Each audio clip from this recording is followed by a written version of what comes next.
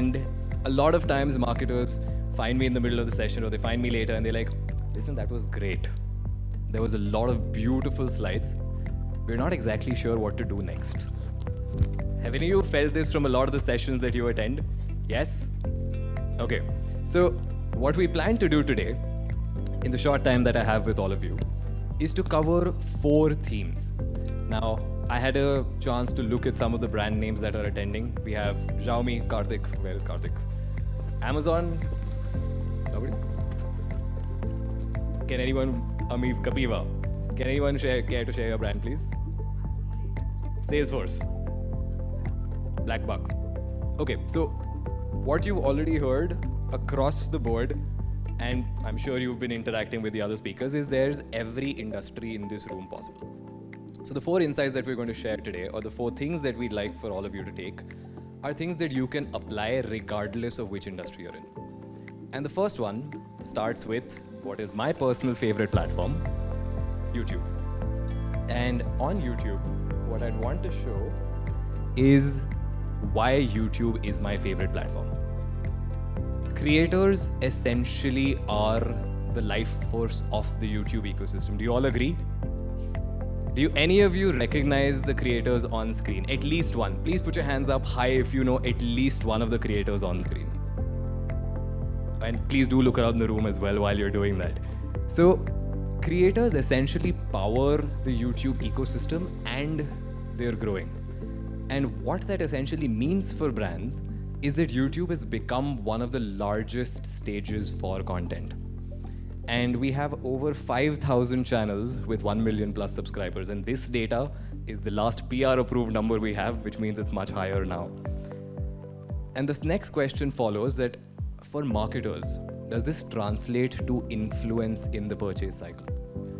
And that's where we actually conducted a survey where we found that a lot of the creators that consumers engage with do have a significant influence on their purchase decisions and on their recall for your brand.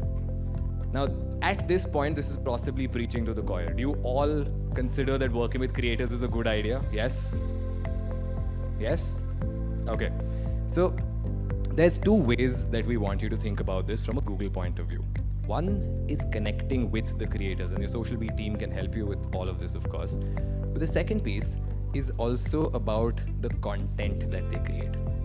And this is where I'd like for you to think about the last time that you really saw a piece of content and you said, I want to associate with that.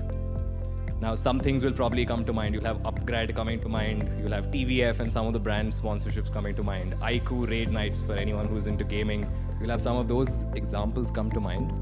But as a brand, one of the more innovative things that you can do is to look to create and associate with content, because that lives on as well.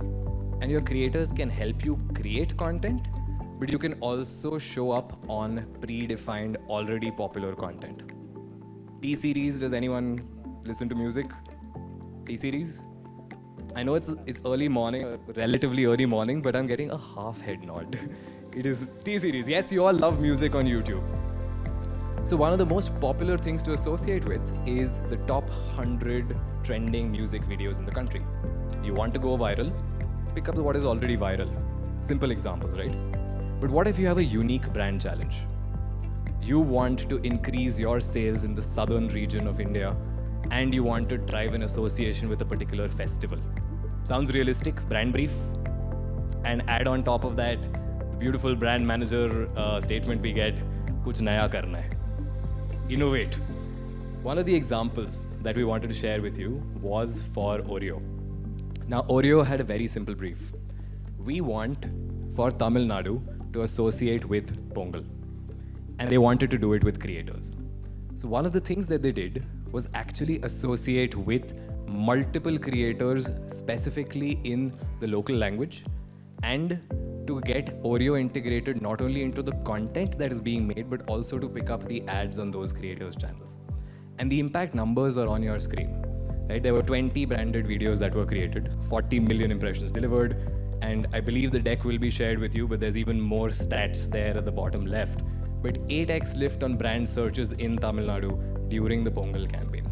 Now, for some of you for whom brand search is a good proxy metric for how your brands are doing, That would be a fantastic number to get. So the next time you have a business problem of, I need to enter X market, why not think of innovating and associating with creators who are already popular in that market via their content and via creating content together. So that's the first one, which is getting creators into the mix. But how important is that if you don't have the right creative? How important do you think is creative in any campaign? From a effectiveness, call it brand metrics, call it sales, call it what you will. How much importance does creative play out of 100%, say? 70, 80. I heard a 90. I feel like an auctioneer. How much more? 91. Do we have a 91? I think 70 is a beautiful number for anyone here who works on creative, but the last number that we had was 49%. I would like to take some credit for the media piece as well being there, even though the creative is the larger bucket. But 49% of the impact of whatever you do, you can spend months planning a campaign. If that creative doesn't resonate with users, it is going to fall flat, because 50% of the impact of that campaign will come from the creative that you're promoting. And it makes sense, right? You will gauge a brand, you will associate with a piece of advertising or content based on what you see. So even if I love Oreo, but Oreo makes a horrible ad, it will not improve my consideration for Oreo. It is not going to make me think better of Oreo. So the creative really matters. But what is the actionable piece of it? You all know, I'm sure you've been exposed to some of the YouTube best practices that, front load your creatives. Make sure that you're starting strong with the brand. Have you heard this? Yes, because the skip button comes up at the 5th second mark. Yes, all of you have heard this. So what is something that's relatively new? What's relatively new that we wanted to share with you today is, of all the presentations I've made, everyone applies that YouTube insight to the brand campaign that you'll do once a quarter, or maybe once in 6 months, or for some brands, once in a year. The creatives that go in on the daily basis, they're like, yeah, that's been running as it is for the last X months. So what is an interesting and a very critical takeaway for all of you is actually evaluate your always on, your performance campaigns, all of those as rigorously from a creative lens. Because I'm sure you've heard that the more machine learning we've got, that age-old adage of good in, good out. So if you give better creatives, more creatives, different types of creatives, there's more data to learn from. And this is not just a Google thing, this is across any publisher or any platform which is using machine learning for this. But the more data and the better quality of inputs you provide, the better the output that you'll get. So A, start thinking about your performance-based advertising in the light of creative as well. And B, let's also start planning for what's coming next. Have any of you, I saw Vikas did the question on Reels. Have any of you done the same thing with shorts? How many of you have seen at least one short? One short? Okay, I should have taken a picture to share with our shorts team, because I think the front half was very strong on Reels, but not yet on shorts. But shorts is something that is going to continue growing. Right? We're expecting more and more creators to come on board with shorts. But what does that mean for you from a marketing point of view? There's two insights here. Almost every film that all of you have ever promoted on YouTube will have been a horizontal film. Yes? How many of you have actually promoted a verticalized asset on YouTube? Loud and proud, hands. Perfect, so that's 5 hands in 80. For the other 75 folks, what we'd like to share is vertical video is equally important. And why that's important is if you start watching a video, you pull out your phones are held vertically. Now the moment our systems realize that you're holding a phone straight up and there's a vertical ad for that advertiser present, it not only serves the ad, it will expand the YouTube player to fit your ad. Which means instead of you taking up those 2.5 inches out of a 6-inch phone up top, your screen, the ad is going to take up about 70 to 80% of your screen. More ad space, more coverage, more impact. So vertical video is one thing, and that segues into YouTube Shorts. So when you're thinking of creating shorts, work with the creators we mentioned in the past, and also start creating verticalized formats. That's going to help you innovate, not only to do a complete screen takeover, but also to create different types of content. I believe someone had the question on finance. The more types of content you create, the better and easier it will be to learn what's actually working. That's the second piece. So we talked about creators, we've talked about content. Sunil is giving me a time check from the back, so we'll quickly move to the next one. And the next and the third piece is connected TV. You've all heard connected TV is the next big thing. I don't want to preach to the choir, so we wanted to give you just a case study of what's actually working well. Most brands think connected TV. They think of the usual, okay, let's just see an ad that's serving on a smart TV. Where that lives further is picking up something impactful like a masthead, which is YouTube's top ad unit, which also serves on connected TVs. And an innovative piece that's coming up there, I've not put it on the slides because it's not available pan-India for everyone, but we've brought back the option of taking a full pan-India masthead, which means you pick up the entire YouTube top slot inventory, but you can pick it up for an hour. And you can choose multiple hours, but if you have a sale day or if you've put out a piece of content that you really want to promote, you can choose to take 1 hour where everyone in India in that 1 hour, typically a 40 to 50 million reach in 1 hour, will see just your ad. So that's the first part. But connected TV layers on something to that. And that layers on a proxy for disposable or higher disposable income. An NCCS-A proxy or an SEC-A proxy. I think there was a beautiful question at the start about what are some of the things that we are getting wrong? How do we talk about that in campaigns? I think that was the gentleman there at the back.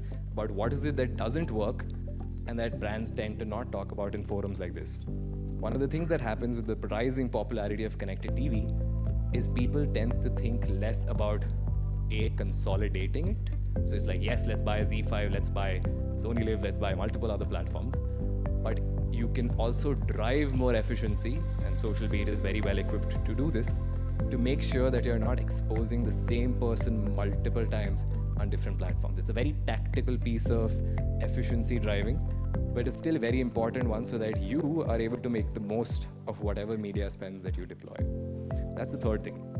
Connected TVs and combining it, not just for YouTube connected TV, but every connected TV offering out there. I'm sure you recognize the logos on the top left. One of the pitfalls of going big on connected TV, and almost all of you, if you try it, you may see good results. One of the pitfalls is what I'd like to answer that gentleman's question on, is something that brands tend to ignore. That proxy for connected TV premium audiences means you start thinking very metro first. And your brand then starts focusing that, hey, I have only 100 rupees to spend on a marketing budget, put 70 in top 6 metros connected TV, because it works. It does work, but that's also very effective for just the short term. The long term is coming from here. Now, 37% of the internet users penetration is in rural India. You can see the number, that's 350 million active internet users. That's 35 crore. So if there's 35 crore users over there, all of whom have an opportunity to be influenced via digital and are getting increasingly more A, tech savvy and B, consumer brand savvy, which means your growing market is also going to come from tier 2 and 3. Have any of you experienced this as brands? Any hands going up that you're seeing a lot of emerging cities that you didn't possibly anticipate would be a contributor to your sales, but are actually driving business for you? Yes? Fantastic. So you already see this trend shaping up, but that's the other thing to innovate with. But what's the innovation? Would you use the same type of communication that you use for, say, me in Bangalore over here, in Bengaluru and in Mumbai, as you would for someone in a tier 2-3 town, say in Karnataka? No? What changes?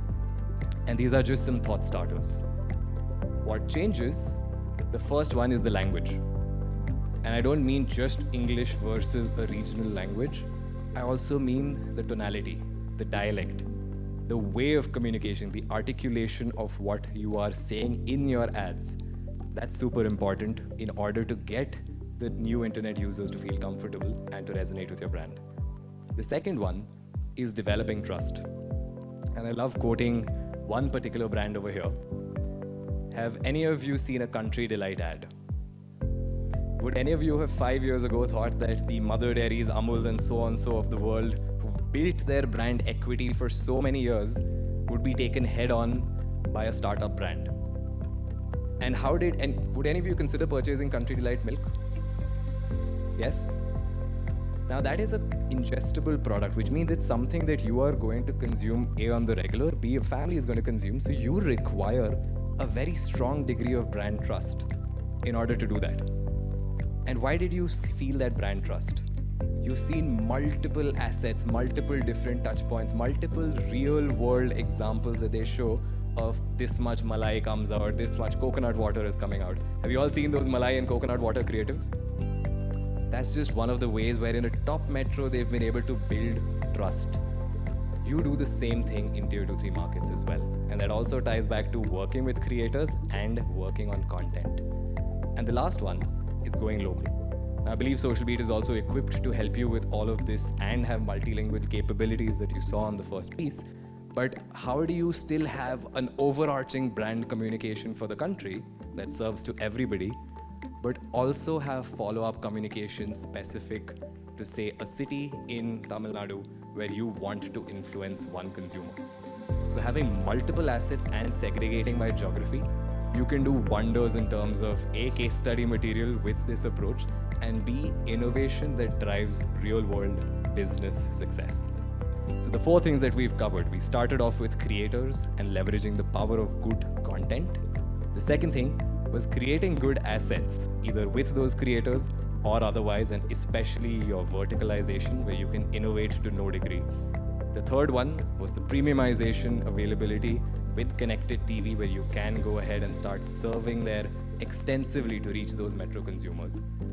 And the last piece, which is don't just think metro, think pan-India and design for every region differently. That was it for my particular section. Thank you all so much. You've been a lovely audience.